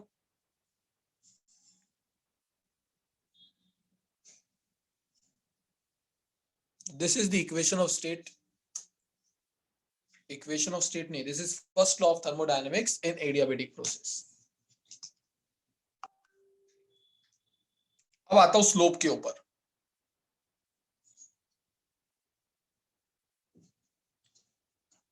उधर मैंने PV is equal to constant का डिफरेंशिएशन किया था, तो यहां पर मेरे को PV raise to the power gamma का डिफरेंशिएशन करना पड़ेगा। गामा यहां again product rule, chain rule सब लग जाएगा। तो सबसे पहले v raise to the power gamma as it is, pressure का डिफरेंशिएशन, समझ आई? पहले को रखा मैंने एज इट इज, दूसरे का डिफरेंशिएशन प्लस, अब प्रेशर को रखा एज इट इज, इधर देखना है स्क्रीन पे 1 मिनट के लिए, प्रेशर को रखा मैंने एज इट इज और v raise to the power gamma का डिफरेंशिएशन करना है। तो पावर अगर हो तो पहले पावर आगे आ जाती है और उस पावर में से एक माइनस हो जाता है, तो gamma v raise to the power gamma -1। But chain rule कहता है कि वॉल्यूम का भी वापस से करना पड़ेगा आपको डिफरेंशिएशन, अभी तो पावर का किया है, तो इनटू dv और इज इक्वल टू 0। समझ आया डिफरेंशिएशन? सर ये वाला एक बार फिर से समझाओगे? नहीं ये पता नहीं चला। प्रेशर को एज इट इज नहीं, v raise to the power gamma को एज इट इज रखा, प्रेशर का डिफरेंशिएशन, ये तो इजी था। बट जब आपको v raise to the power gamma का डिफरेंशिएशन करना हो तो पहले पावर का डिफरेंशिएशन होता है, तो पावर आगे आ गई, ये पावर वाला पार्ट कंप्लीट हुआ। बट इसका थोड़ी डिफरेंशिएशन अभी मैंने किया है, तो इसका वापस से करना पड़ता है, जिसको बोलते हैं चेन रूल। जैसे कि होता है एक्स स्क्वायर, अगर मैं इसका डिफरेंशिएशन कर रहा हूं विद रिस्पेक्ट टू x, तो फॉर्मूला क्या आएगा, 2x raise to the power 2 - 1, power का हुआ। फिर x का वापस करना पड़ेगा dx बाय dx, पर dx बाय dx हो जाता है 1, इसलिए हम लिखते हैं आगे वाला पार्ट ही, इसको बोलते हैं हम चेन रूल। क्लियर ये वाला पार्ट? ठीक है। अब स्लोप निकालना है तो सब्जेक्ट किसको बनाना है, dp by dv। dp by dv, तो अब बनाओ सब्जेक्ट। तो अगर मैं dp बाय dv को सब्जेक्ट बनाऊंगा, dp बाय dv, पहले एक को उस तरफ भेजूंगा, तो dp बाय dv को सब्जेक्ट बनाया तो इधर हो जाएगा -p gamma v raise to the power gamma -1 divided by v raise to the power gamma. बताओ भाई, यहां तक समझ आया? बन रहा है आपका भी ऐसा subject?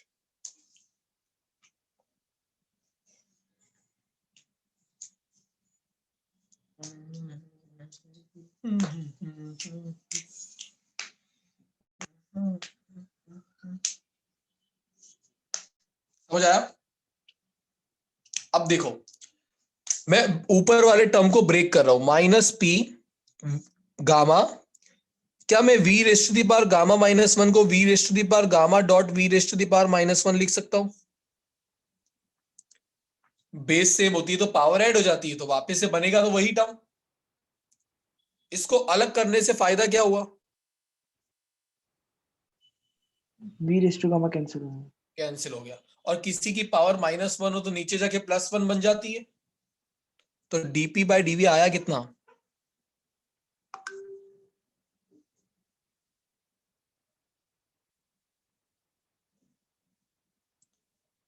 Pressure by volume into gamma. अच्छा, आइसोथर्मल का स्लोप क्या आया था,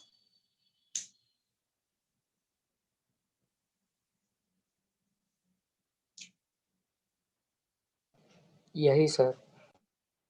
एग्जैक्ट थोड़ी ना आया था, थोड़ा तो डिफरेंस था। क्या सर? आइसोथर्मल के केस में आपका स्लोप क्या आया था, -p by v। तो क्या मैं ये लिख सकता हूं यहाँ पे एक रिलेशनशिप की dp by dv which is slope of adiabatic is equal to gamma times minus P by V को क्या लिख सकता हूं, dP by dV of isothermal. ये प्रूव करने को आता है, बोला show that the slope of adiabatic is equal to gamma times the slope of isothermal.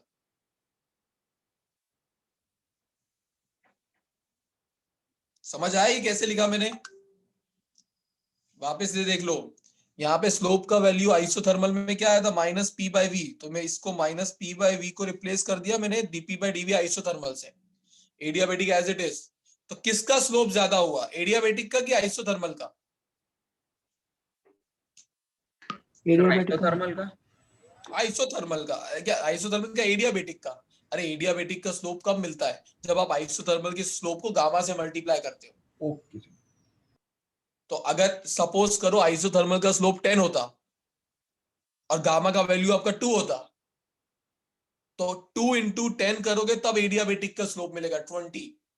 उससे ज्यादा ही मिलेगा ना एडियाबेटिक का। हाँ, तो एडियाबेटिक का स्लोप हमेशा आइसोथर्मल से ज्यादा होता है, ये बता रहा हूं मैं।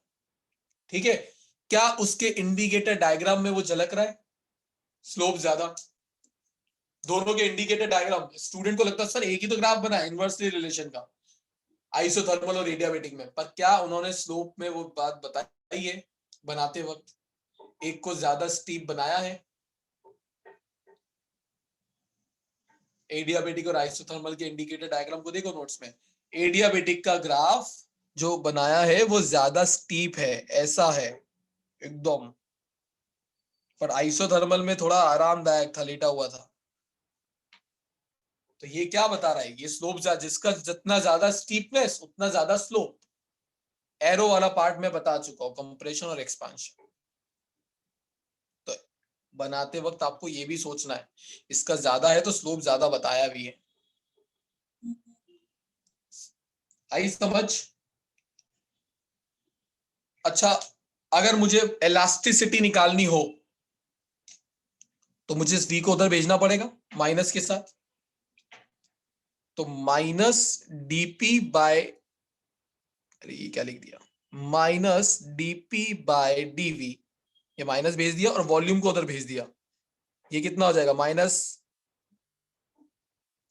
सॉरी गामा टाइम्स पी, ये होता था आपका बल्क मॉड्यूलस। तो इस केस में आपकी इलास्टिसिटी भी कितना टाइम ज्यादा हो गई पहले से, गामा टाइम्स।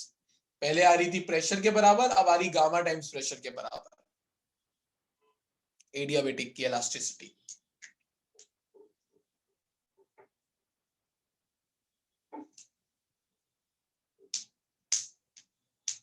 डन। अब लास्ट, जैसे वहां पर वर्क डन का डेरिवेशन किया था, यहां पर भी वर्क डन का डेरिवेशन करना है।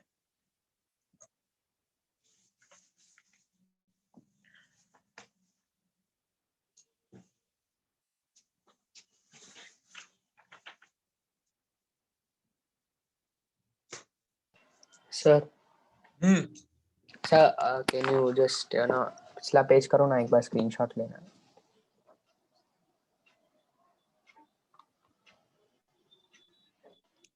Done sir.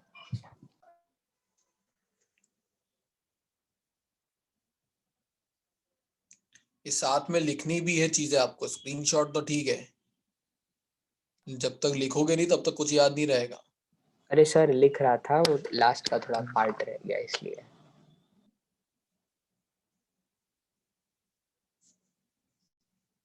Work done in adiabatic process, अब अगेन वर्क डन का फॉर्मूला स्टार्ट कहां से होगा, integration P DV from V1 to V2। Problem मैं आपको पहले ही बता चुका हूं, ऐसा कोई फॉर्मूला नहीं जो पी डीवी का मुझे इंटीग्रेशन करके दे दे, तो मुझे प्रेशर के को इन टर्म्स ऑफ वॉल्यूम लेके आना पड़ता है। अब इसकी इक्वेशन ऑफ स्टेट क्या होती है कि भाई we know that PV raise to the power gamma is equal to constant, तो प्रेशर का वैल्यू क्या आ जाएगा, K V raise to the power gamma और K V raise to the power minus gamma, लिख सकता हूं प्रेशर की जगह ये। तो put the value of P in equation number 1।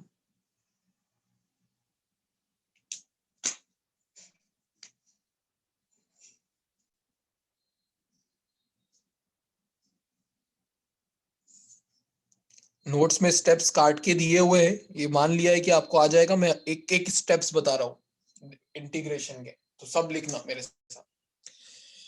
अब देखो k तो भाई कांस्टेंट है, तो वो आ गया बाहर, अंदर बचा v raise to the power minus gamma dv। तो वी नो दैट पावर अगर अब minus gamma plus 1 divided by minus gamma plus 1, ये हो गया इंटीग्रेशन ब्रैकेट के बाहर फ्रॉम v1 टू v2। किसी को यहां तक कोई डाउट? जो भी पावर होती है उसमें एक ऐड होता है और वही पावर उठ के नीचे आ जाती है, दिस इज द रूल।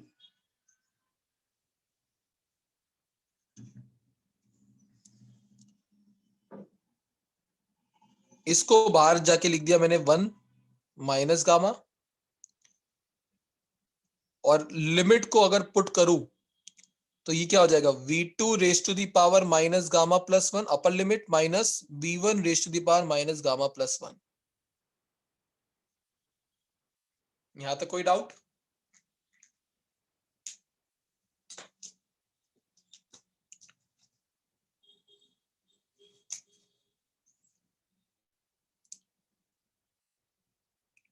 चलो, अगर pv raise to the power gamma constant होता है तो क्या मैं ये लिख सकता हूं,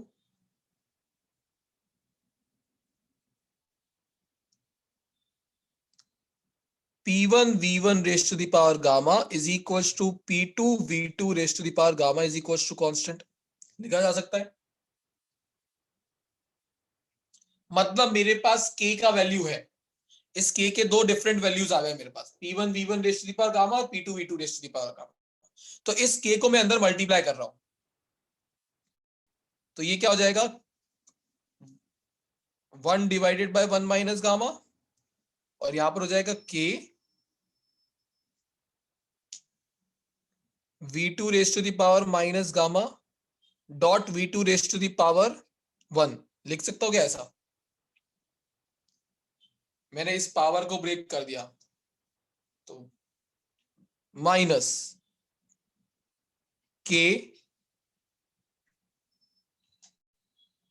v1 raise to the power minus gamma dot v1 raise to the power 1। बताओ भाई, समझ आया? सिर्फ k का अंदर मल्टीप्लाई किया तो दोनों से होगा, और बाकियों को ब्रेक करके लिखा हुआ है। आपको पता है ब्रेक करने पर चीजें इजी दिखती है थोड़ी देर में, मैं जब काटूंगा। यहां तक कोई दिक्कत किसी को? अब देखो, जस्ट इसके ऊपर मैंने k के दो वैल्यूज रखे हुए हैं, तो अपनी नीड के अकॉर्डिंगली यहां पे, क्योंकि सब टर्म 2 वाली आ रही है v2, तो मैं ऊपर k का वैल्यू कौन सा रखूंगा यहां पे, p2 v2 raise to the power gamma.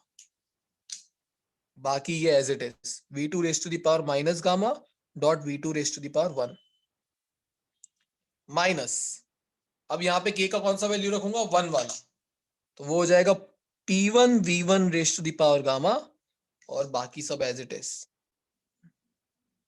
कुछ दिख रहा है कटता हुआ? इतना भयानक बना तो दिया इक्वेशन, पर अब उसको इजी बनाने का टाइम आया है। अभी तक जो किया वो पता लगा? कलर चेंज करके इसलिए लिखा कि पता लगे कि के की जगह सब्स्टिट्यूट करना उसका वैल्यू। बोल भाई फेरिन, क्या काट दूं?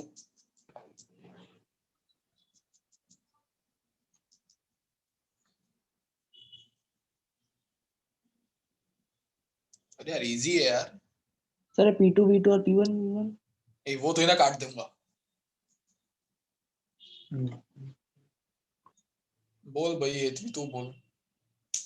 तो v2 कट जाएगा, v2 raise to the power gamma और v1 raise to the power. हाँ, अरे भाई बेस से में पावर ऐड होगी, गामा माइनस गामा क्या हो जाएगा, 0, anything raise to the power 0 is 1। या ऐसे नहीं समझ में आता है तो इस माइनस गामा को नीचे भेजोगे तो प्लस गामा हो जाएगा, तो भाई v2 raise to the power gamma divided by v2 raise to the power gamma, कटेगा नहीं क्या? तो ये कैंसिल आउट, ये कैंसिल आउट, तो अब इक्वेशन इजी लिखने लग जाएगी। 1 divided by 1 minus gamma, bracket में ऊपर क्या बचेगा, P2 V2 minus P1 V1। अब थोड़ी लाइफ सॉर्टेड दिख रही है उसमें। इक्वेशन ऑफ स्टेट बोलती है PV raise to the power, sorry ideal gas की इक्वेशन बोलती है PV is equal to nRT होता है। तो क्या यहां पे लिख सकता हूं मैं nRT2 माइनस nRT1, क्योंकि P2 V2 is equal to nRT2, P1 V1 is equal to nRT1। तो nR भी कांस्टेंट है, कॉमन निकल जाएगा बाहर, ब्रैकेट में सिर्फ क्या बचेगा T2 माइनस T1। क्या गामा का वैल्यू हमेशा 1 से बड़ा होता है? अगर होता है तो फिर ये नीचे डिफरेंस तो नेगेटिव हो जाएगा। तो इसको पॉजिटिव बनाने के लिए मैं क्या करता हूं,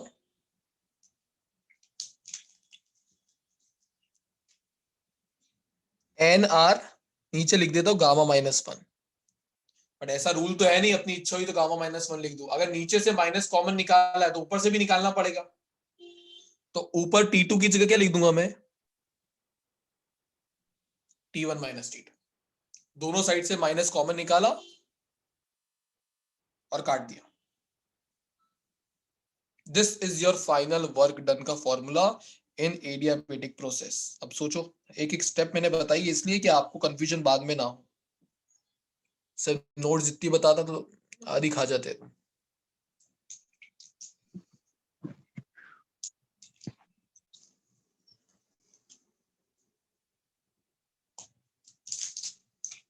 समझ आई ये वाली चीज?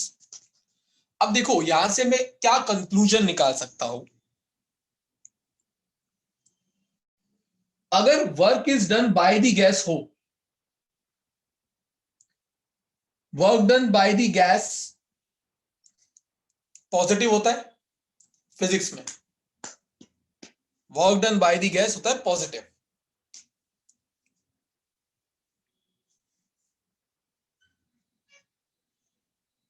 Work done by the gas कैसा लेना है, पॉजिटिव। अगर ये पॉजिटिव है तो एन तो था ही पॉजिटिव, आर भी था पॉजिटिव, गामा माइनस 1 भी आएगा पॉजिटिव।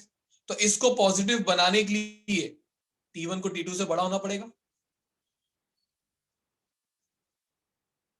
समझ आ रहा है?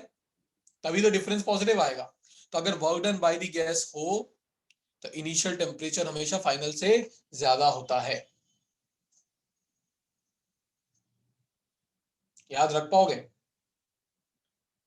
और अगर work done by the gas नहीं होता, ऑन द गैस होता, तो ये नेगेटिव होता।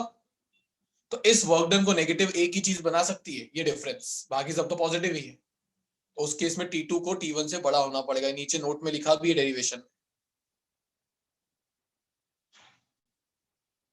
ये सब ऐसे कंसेप्चुअल क्वेश्चंस आपको पूछे जा सकते हैं।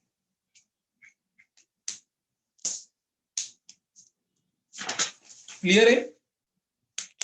ऑलराइट। अब 4 पेज करके हमने 2 प्रोसेस पढ़ी और अगली 2 प्रोसेस एक पेज पे खत्म हो जाएगी। पेज टर्न करो, उसमें वर्क डन बड़े इजी होते हैं, या तो 0 आता है इनफाइनाइट होता है, तो झंझट नहीं इतना, मतलब इनफाइनाइट नहीं, दूसरी चीज है। तो अब मैं आपको टाइम दे रहा हूं, पॉइंट नंबर 7 और पॉइंट नंबर 8 पूरे पढ़ने हैं और गलतियां ढूंढनी है। कुछ मिस्टेक है, एक दो मिस्टेक जो आपको पकड़नी पड़ेगी।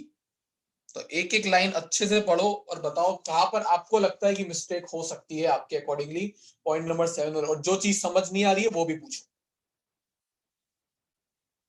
चैप्टर हो जाता है यहाँ पे थ्योरी वाइज खत्म। अगले पेज पे cyclic and non cyclic process दी हुई है। वो तो समझ सकते हो, साइक्लिक मतलब घुमा फिरा के एक ही पोजीशन पर आ जाए, तो वो भी पढ़ने का है। अब ये इजी वाला पार्ट है, डिफिकल्ट वाला पार्ट सब मैं करवा चुका हूं। तो अब पढ़ो और पूछो मुझसे पॉइंट नंबर 7 और पॉइंट नंबर 8 में। बाकी सब वही चीज है जो मैं अभी तक बताते आ रहा था, बस अब वही चीज आइसोकोरिक और आइसोबारिक के लिए करना। दौड़ाओ दिमाग अपना।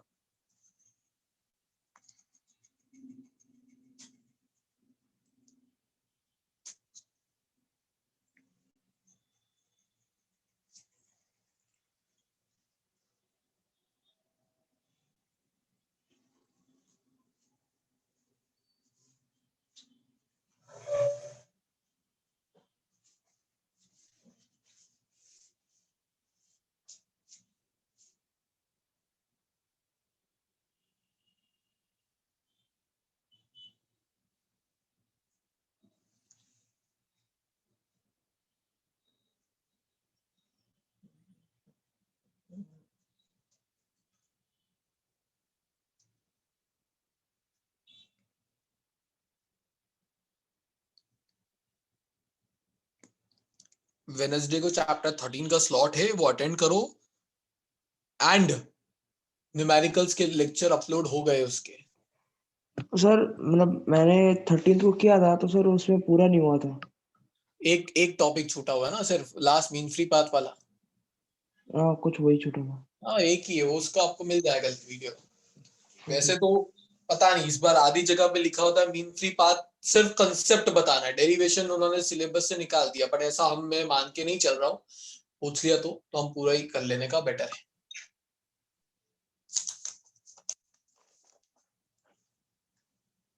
बोलो भाई, पॉइंट नंबर 7 में कोई डाउट? लॉजिकली चीजें समझ आ रही है वहां पे? सर उसके पीवी ग्राफ में प्रॉब्लम हो रहा है। आइसोकोरिक में क्या चीज कांस्टेंट होती है? वॉल्यूम। अब देख, क्या तेरा वॉल्यूम कांस्टेंट है ग्राफ में? Okay, pressure increase. Pressure change हो सकता है, वॉल्यूम कांस्टेंट हो। वॉल्यूम कांस्टेंट एक ही तरीके से हो सकता है जब वो graph perpendicular to X axis हो।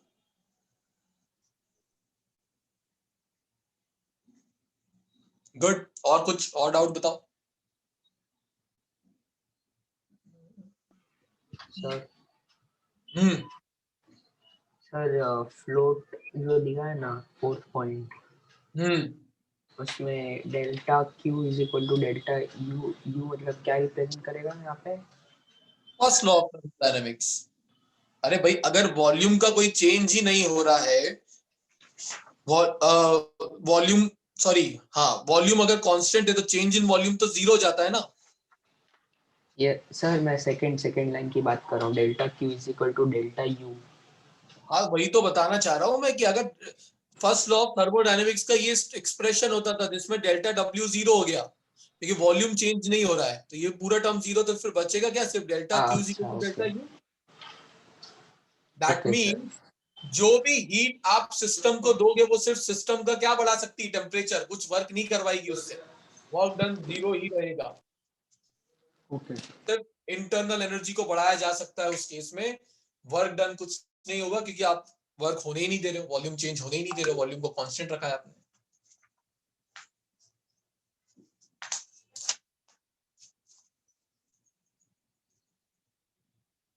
तो अगर वॉल्यूम कांस्टेंट तो change in volume zero, change in volume zero तो work done zero, work done zero, तो सिर्फ दो ही टर्म बचेंगे फर्स्ट लॉ में, delta Q is equal to delta you.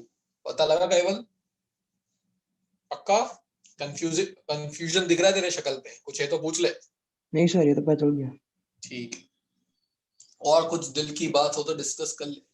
Sir isobaric में सर वॉल्यूम और टेम्परेचर दोनों कांस्टेंट होंगे ना? नो, आइसोबारिक में सिर्फ प्रेशर कांस्टेंट हो सकता है।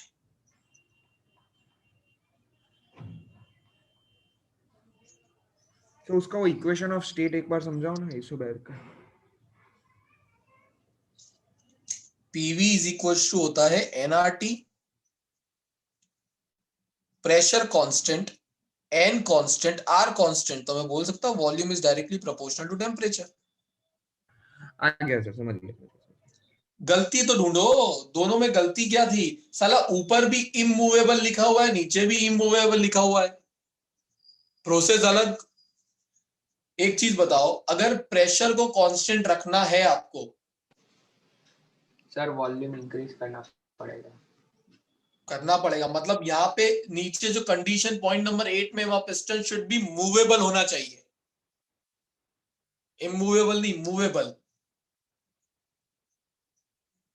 दूसरा प्रॉब्लम, नीचे आपने पॉइंट नंबर 8 में फ्लोट पढ़ो, वहां पे आइसोथर्मल प्रोसेस लिखा हुआ है। अरे आइसोथर्मल तो पढ़ ली है, वो प्रिंटिंग एरर है। आइसोथर्मल नहीं आएगा, वो कौन सी प्रोसेस आएगी? आइसोबारिक जो हेडिंग है, प्रेशर कांस्टेंट है ना।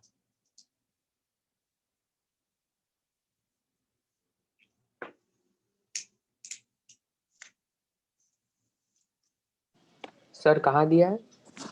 पॉइंट नंबर 8 का फ्लोट जो है उसमें आइसोथर्मल प्रोसेस लिख दिया, थर्मल नहीं, आइसोबैरिक होगा। ओके।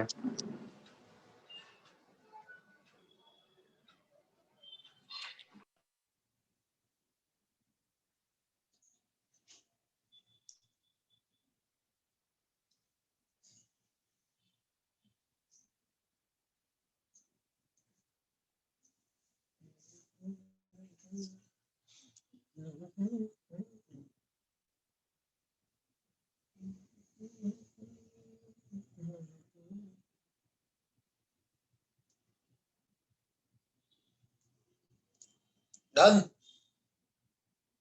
चलो 0.78 हो जाए तो पॉइंट नंबर 9 पढ़ लो, चैप्टर हो जाएगा तुम्हारा वहां खत्म।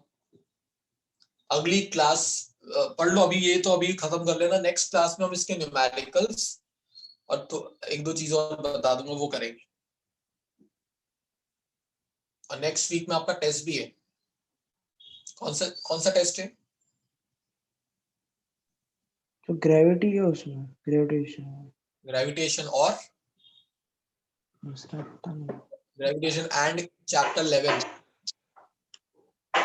हमने भेजा हुआ है, तो नेक्स्ट वीक में आपका, और वो टेस्ट क्लास के टाइमिंग्स में नहीं है। आपका क्लास क्या होता है? ट्यूसडे थर्सडे, और टेस्ट आपका मंडे को है मॉर्निंग में। क्लास के टाइम पे हम क्लास में ही पढ़ेंगे, टेस्ट अलग टाइम पे देना है। तो बहुत अच्छा अपॉर्चुनिटी है आपके लिए कि इस टेस्ट के बहाने 2 चैप्टर खत्म कर सकते हो। हमेशा ऐसी सिचुएशन, चैप्टर 10 दिया है। चैप्टर 10 तो बेटा वो तो हमने चेंज कर दिया ना, मॉर्निंग ग्रुप में ही है ना, नीचे फाइनल वाला भी मैसेज पढ़, स्वाति मैम ने वापस भेजा होगा। वो 10 वाला तो क्या इवनिंग के लिए था, इवनिंग बैचेस के लिए, आपके लिए नहीं।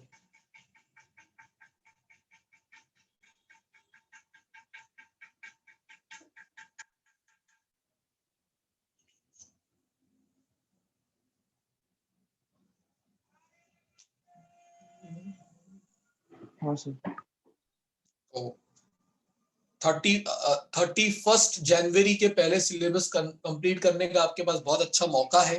एक्स्ट्रा क्लासेस 13 और 15 के चल रहे हैं, तो अगर आप वो उसमें करते हो और 12 खत्म हो चुका है तो नेक्स्ट चैप्टर में 14 और फिर वो 10 ही करवाऊंगा। तो बेसिकली टाइम है आपके पास, वो चैप्टर उधर कंप्लीट करो। 13 15 तो मैं रेगुलर में ये करवा पाऊंगा टाइम पर, क्योंकि आपके बाकी रेगुलर में हुए कुछ एक्स्ट्रा में नहीं हुए, इसलिए आप फिर चैप्टर 10 मेरे को इधर करवाना पड़ेगा।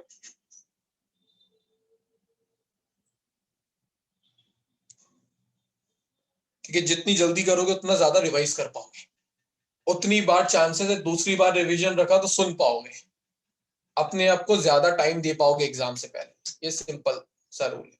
बाकी कैवल तू तो वो उसमें है ना, सीबीएसई में ही है ना तू भी?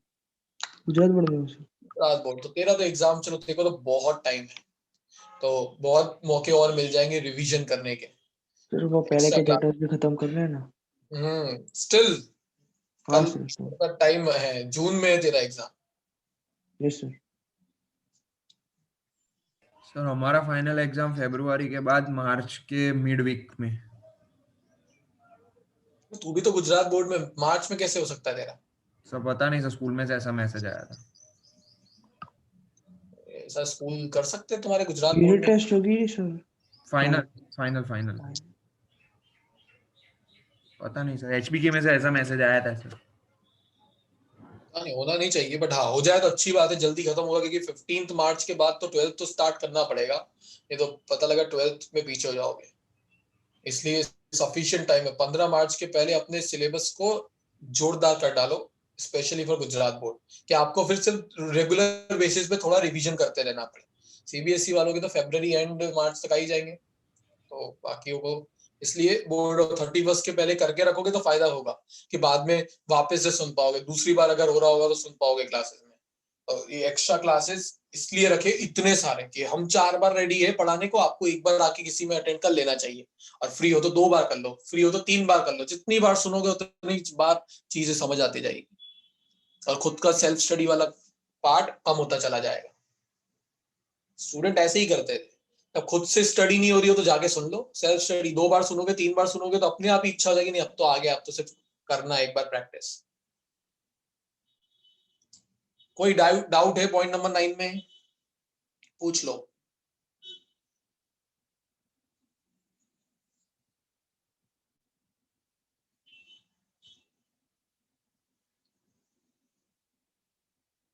नेक्स्ट क्लास में मैं, देखो आपको नेक्स्ट पूरा सेशन जो है वो है हीट इंजन और रेफ्रिजरेटर, जो कि निकल चुका है, पर उसमें एक सेकंड लॉ ऑफ थर्मोडायनेमिक्स भी आता है। अब वो सेकंड लॉ ऑफ थर्मोडायनेमिक्स होता तो बेसिकली हीट इंजन पर बेस्ड है, बट अब क्योंकि सिलेबस में रखा तो आपको एज इट इज रट्टा ही मानना पड़ेगा, क्योंकि हीट इंजन रेफ्रिजरेटर तो आपको अभी यार सिलेबस में है नहीं, तो वो मैं पढ़ाने वाला अभी हूं नहीं, टाइम अपने उसमें जाएगा।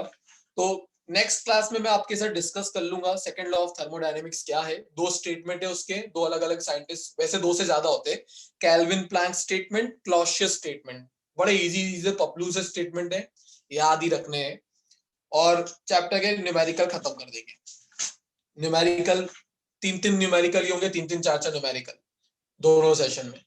नेक्स्ट क्लास में चैप्टर 12 हो जाएगा समाप्त, एंड देन स्टार्ट करेंगे अगली क्लास से दूसरा। चलो, सो डाउट है तो रुक सकते हो, अदरवाइज मेरी